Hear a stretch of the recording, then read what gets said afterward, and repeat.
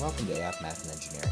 If you're enjoying our channel, hit the subscribe button and the like button down below, as we're always releasing new content. Enjoy!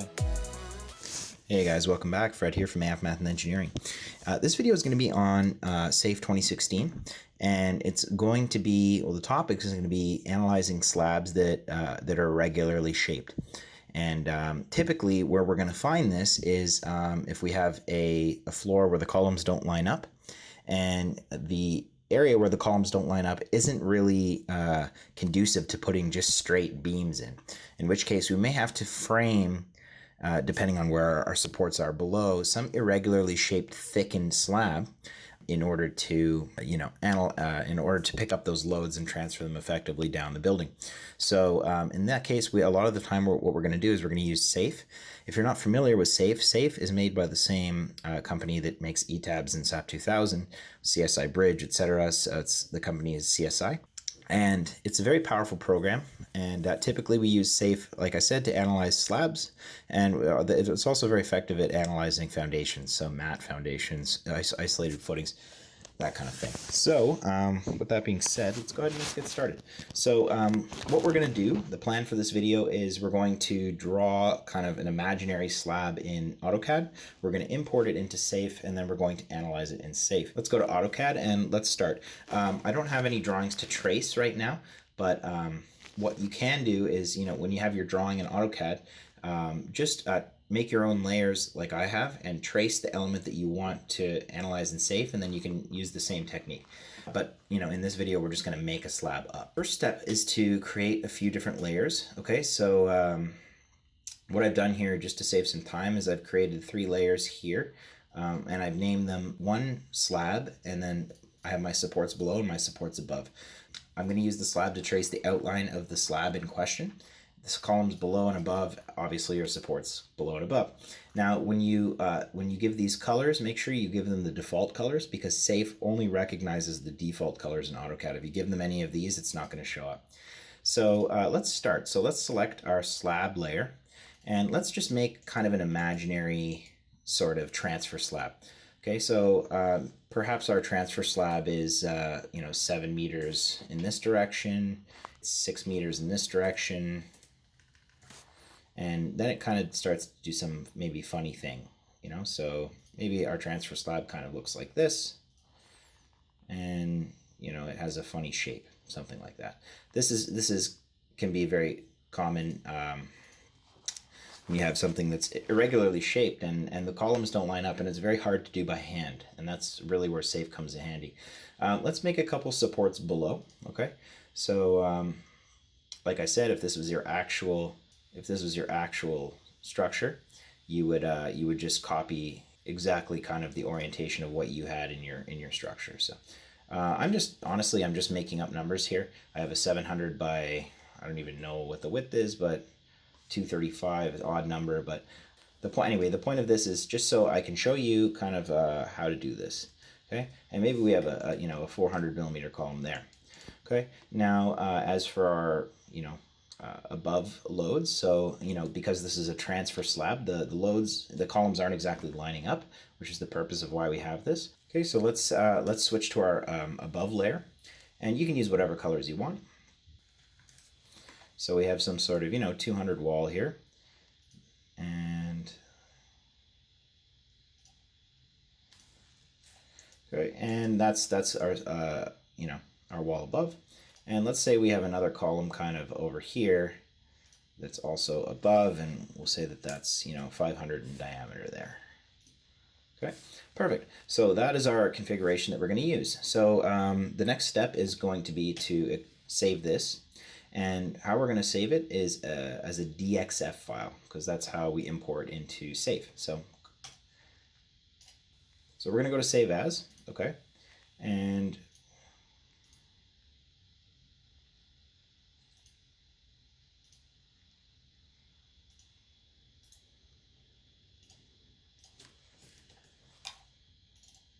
okay, so we're going to go to Save As, and we're going to come into Save Drawing, and we're going to come over here, and we're going to save it as a DXF file.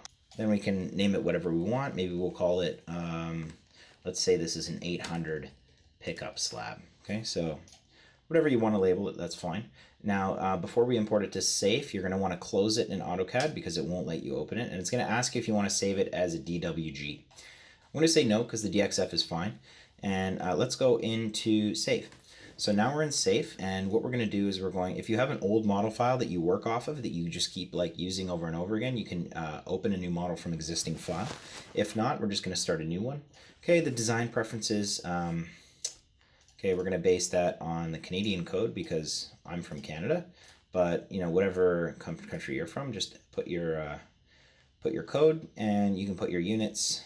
We use metric here, so that's what I'm going to go with, and we're going to go with a blank initial model. Okay, so now we're in SAFE, we have our blank initial model, and our first step is to go ahead and import our DXF file that we just created. Go ahead and we're going to find where we saved it, and here we have our 800 pickup slab. Okay, so we have our 800 pickup slab. Now let's go ahead and let's open it.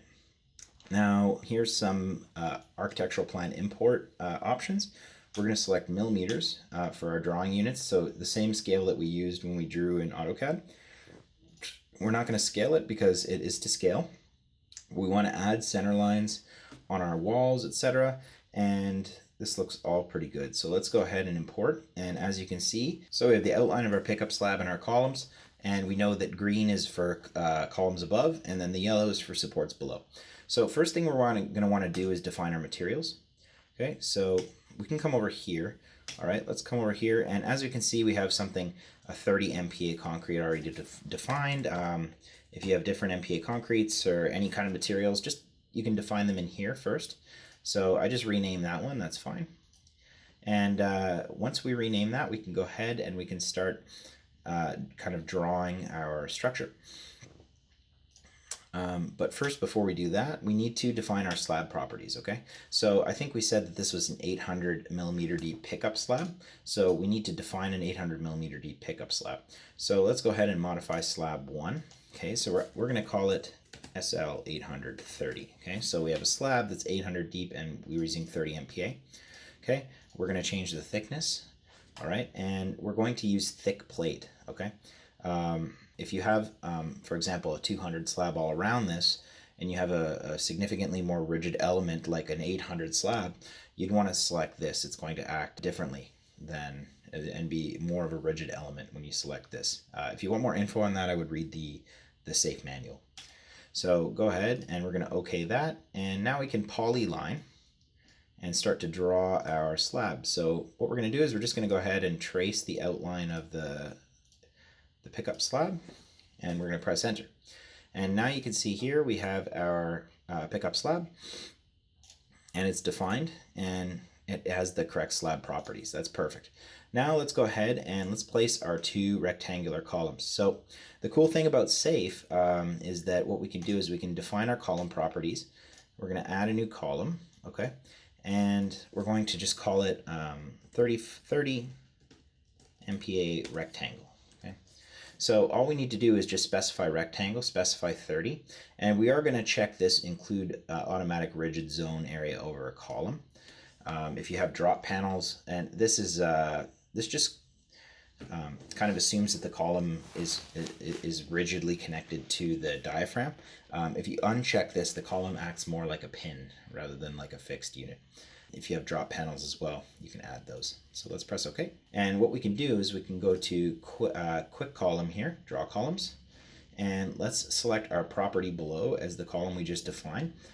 We can go with 3 meters, but if you have something different, and all you need to do is just highlight over the columns, and it's going to assign them below. Okay, so there we go, that's fine. And if we look in 3D, as we can see, we have our columns that are our supports below that are defined. That's perfect. Let's go ahead and close that. Now the circular columns don't really work as well with that technique, so we're going to have to go ahead and define them. So we know that this column below is 400, so let's go ahead and define that column and then we can add it. Okay, and as you can see, it kind of generated 2 new columns, column 1 and column 2 with those properties that we just defined. Let's add a new property. Okay, we're going to call it C430. Okay, and we'll call it D for diameter. And we're going to select a circular column. and we're going to have 400 diameter, and we're going to include rigid zone over column. Now let's go ahead and select that. Make sure that this is selected. Okay, and we're going to click on our column, and we've just applied a circular column below. All right, now let's add our elements above. Okay, so we have our circular 600 column above here. Let's go ahead and define that one. So add a new property. So we're going to say 600 diameter 30 MPa column, circular 600 MPa, and let's go ahead and add that one. So we're going to deselect that, and we're going to select property above now. Okay, so we don't have any height below anymore. Let's say we have 3 meters above. Okay, now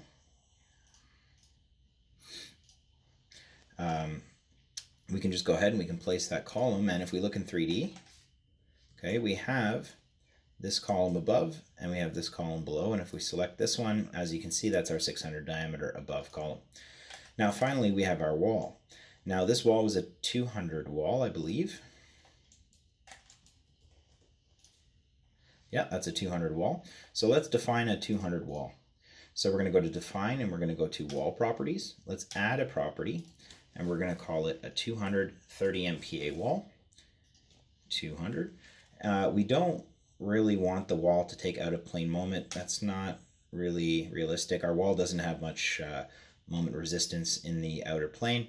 We really do just want to look at it in the major plane. I mean, if you want to check this, that's up to your discretion. And we do want to include a rigid zone. Okay, so what we're going to do is we're going to just simply, we have a wall above, so we'll deselect this. And we're just going to go ahead and we're going to draw our wall. Okay, and as you can see, we have our wall. Now, you may ask, why don't we just add, the load of this wall here? And the reason being is that it doesn't really kind of act realistically. If this wall and this slab are a continuous kind of rigid member, and there's a connection here, there's some stiffness around this column that SAFE will use to distribute loads. So we'd rather have this wall modeled in our model. With that being said as well, oftentimes, we're just analyzing just this pickup slab, but you may want to analyze, an area around the pickup slab. There may be beams coming into the slab that you may want to include. A lot of that is up to your discretion as a designer. With that being said, let's go ahead and let's apply our loads. So we have 2 supports above, okay? And we also have a uniformly probably distributed load according to the code on our slab. Well, okay, let's assume that this is a residential slab. So what we can do is we can right click on the slab. We can go to loads, and we can go to assign load, and we can click on surface loads. Okay, so we have dead and live here. Let's apply 1.3 kPa dead load, and we'll do the same thing and apply a 1.9 kPa live load. But whatever your loads are, that's how you input them. Okay.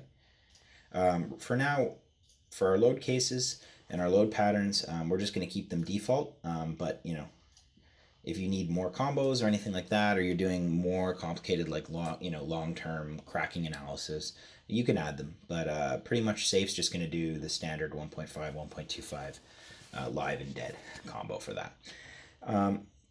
Let's apply a load to our wall. So how we're going to do that is we're going to select a null beam, and we're going to draw it over the wall. Okay. We're going to left click. So our beam is highlighted there, and we're going to left click on it. And we're going to apply a distributed load to our wall. So, if you did your gravity load rundown, you may have, the load per meter on your wall. So we're going to add the load per meter on our wall. So we're going to assume that, the dead load is, we're going to say 500 kilonewton per meter on this wall.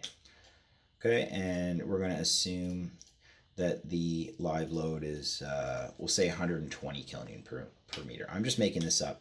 In reality, you would just apply the actual load that's on your wall. Okay, now let's go ahead and apply our point load to our column. So we have a point object. Let's go ahead and assign a load. We're going to assign a force load. And let's say this column, we have a gravity load of, 2,000 kilonewton dead. And we have a live point load of 800. I'm just making numbers up. So, cool. What we can do now is we can actually look at the loads that we've applied, make sure that they're correct. So if we go to 3D, we can see, and actually we have to click show loading values. So that's dead, and these arrows down here, we can toggle through dead and live, as you can see here. And let's go ahead and look at the line loads that we have. So there's our line loads on our wall. And finally, we can look and make sure that our gravity loads that we've applied to our slab are correct. Perfect. So now there's a couple of things that we can look at. Now, if we want to look at how we mesh our slab, if we have a smaller slab, we may want to mesh at a smaller value, maybe 0.5, 0.3, depending on how precise you want to be with your meshing. Typically, meshing is going to really affect our flexural rebar. It won't affect the deflection as much, but the smaller the mesh, typically, the more reinforcement that we're going to get as a general rule. For now, we'll just do 1 meter, but just to show you that you can change that if you want. And now I think we're ready to run our analysis. We're not doing any sort of cracked load cases or nonlinear or anything like that. Like I said, that's maybe a topic for another video. If that's something you want to see, let me know in the comments down below.